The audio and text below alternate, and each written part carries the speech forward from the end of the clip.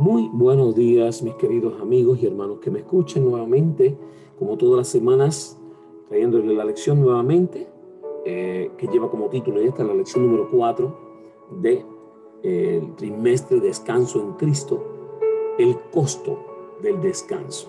Mis queridos amigos y hermanos que me escuchan, ¿cuál es el costo del descanso? Eso es lo que vamos a estar hablando en esta semana, así que quisiera que estuviéramos viendo exactamente cada una de estas entradas en este día. ¿Verdad que sí? Y podemos ver que la lección de esta semana tenía como título para memorizar: crea en mí, oh Dios, un corazón limpio y renueva un espíritu recto dentro de mi. Salmo 51:10. Muchos se desesperan por encontrar un poco de paz y tranquilidad. También están dispuestos a pagar por ello. Dice que en muchas grandes ciudades hay habitaciones sin internet que se pueden alquilar por hora. Las reglas son estrictas: nada de ruidos, nada de visitas. La gente está dispuesta a pagar para poder sentarse tranquilamente y simplemente pensar o dormirse en siesta. Hay cápsulas para dormir que se pueden alquilar en los aeropuertos, y los auriculares con reducción de ruido son artículos habituales. E incluso hay capuchas de tela o protectores de privacidad plegables que se pueden comprar para colocarse sobre la cabeza y el torso para un descanso rápido en el lugar de trabajo. El verdadero descanso también tiene un costo. Como cada cosa tiene un costo, también el descanso verdadero tiene un costo. Si bien a los especialistas en trucos de autoayuda les gustaría hacernos creer que podemos determinar nuestro destino y que el descanso es solo una cuestión de decisión y planificación, no obstante, cuando los consideramos honestamente, nos damos cuenta de nuestra incapacidad de darle verdadero descanso a nuestro corazón. Agustín de Hipona, siglos 4 y 5 después de Cristo, uno de los llamados padres de la iglesia, lo expresó de manera sucinta en sus famosas confesiones, libro 1, al considerar la gracia de Dios: nos has hecho para ti y nuestro corazón está inquieto hasta que descanse en ti. Un corazón que tiene que descansar ¿en quién? En Cristo Jesús. Como estamos viendo y observando ahí en ese dibujo, el costo del descanso en nuestros corazones. Allí queremos nosotros tener paz, queremos tener tranquilidad.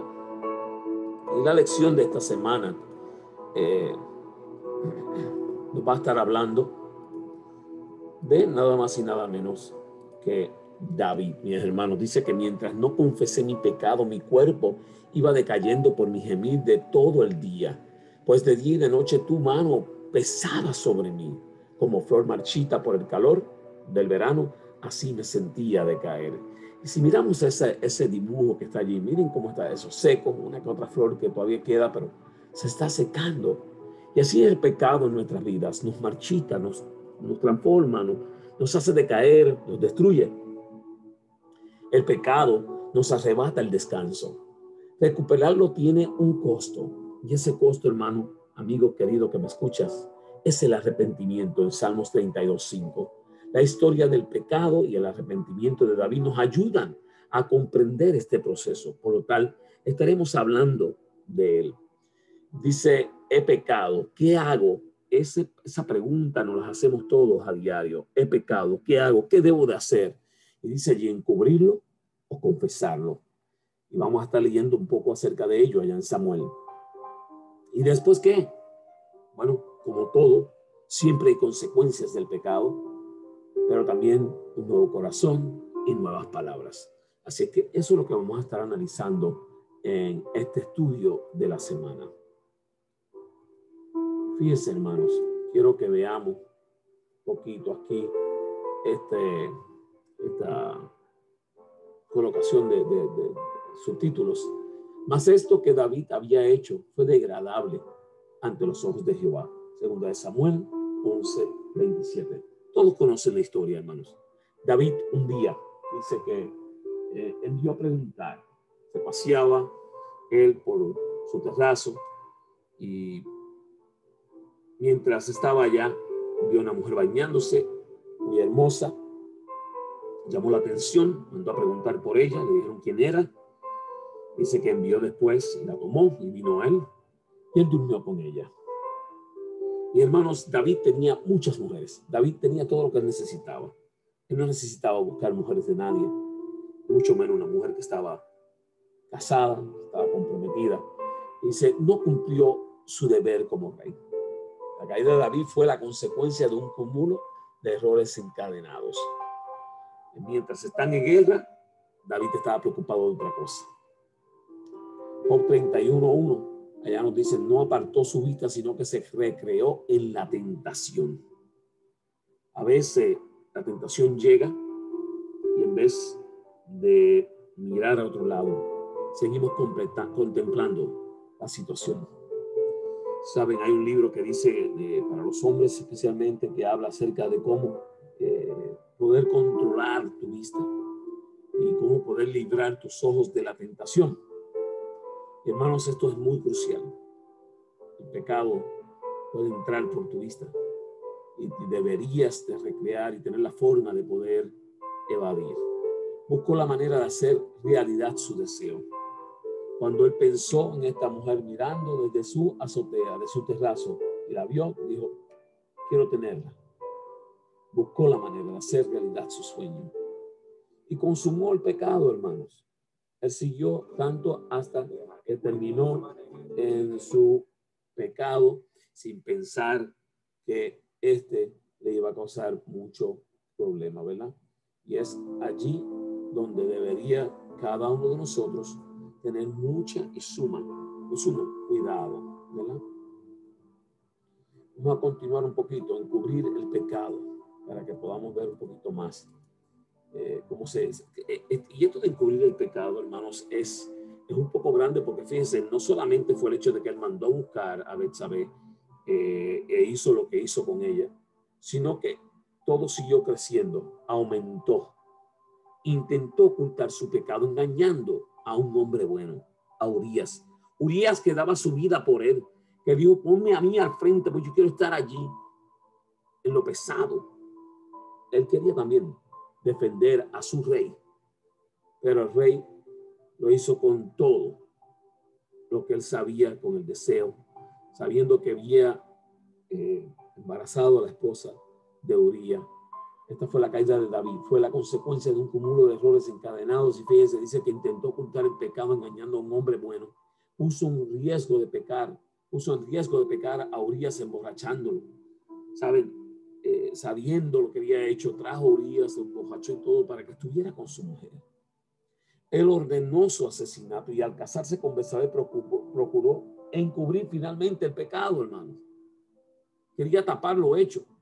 Hizo todo lo posible, parecía que lo había hecho bien, pero qué terrible saber que la había visto, la había deseado en un momento dado, pudo haber parado allí y todo esto desencadenó un sinnúmero de pecados hasta llevarlo al nivel de casarse con ella como si nada hubiera pasado.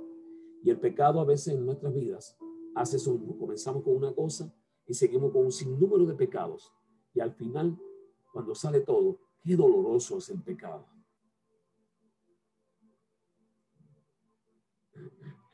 Hermanos, confesar el pecado no es nada fácil, siempre bien difícil. Vemos que Natán amonesta a David de manera que dice allí en el versículo en 2 Samuel 12:13. Entonces dijo David a Natán, pequé contra Jehová, y Natán dijo a David, también Jehová ha remitido tu pecado, no morirás. Él le contó allá de la oveja que él tenía, el único siervo. Y David, bien molesto, le dijo que debería de morir este hombre. Sin pensar que él era el hombre, sabiendo que él había hecho. Y él se dio cuenta, hermanos, se dio cuenta de su pecado. Dios no se quedó de brazos cruzados ante el pecado flagrante de David. Echando mano de la experiencia de David como pastor y de su sentido de justicia, el profeta Natán planteó una parábola que finalmente removió la conciencia de David. Esa parábola lo hizo pensar. Su arrepentimiento fue más allá de la pena de haber dañado gravemente a Urías y a Betsabé. David fue consciente de que había pecado contra Dios. No era cuestión de haber pecado contra David, contra Betsabé y Urías, era cuestión de que había pecado contra Dios. ¿Qué cosas tan graves había hecho y al nivel que había llegado? Nuestro pecado, en última instancia, hace daño a Dios. Con él clavamos otro clavo en el áspero madero que apunta hacia el cielo en el Gólgota. Por la cruz de Jesús, el arrepentimiento sincero tiene una respuesta inmediata. Jehová ha remitido tu pecado. Ese es el Dios que tú y yo le servimos. Uno que no importa lo terrible de pecado que hayamos hecho, como quiera nos perdona. Nos da un nuevo comienzo. Pero tienes que confesar tu pecado. Y hermanos, detrás de cada pecado confesado ha habido consecuencias. ¿Cómo pudo hacer algo tan ruin? Ahora pagará 4 veces el valor de la oveja. Segunda de Samuel 12:6. Aunque David fue inmediatamente perdonado, Dios no evitó las consecuencias de su pecado. David mismo había pronunciado su propia sentencia. Por la vida de un hombre, él perdería la vida de 4 de sus hijos. El primer hijo de Betsabé, Amón, Absalón y Adonías. Qué doloroso es pagar de esta forma.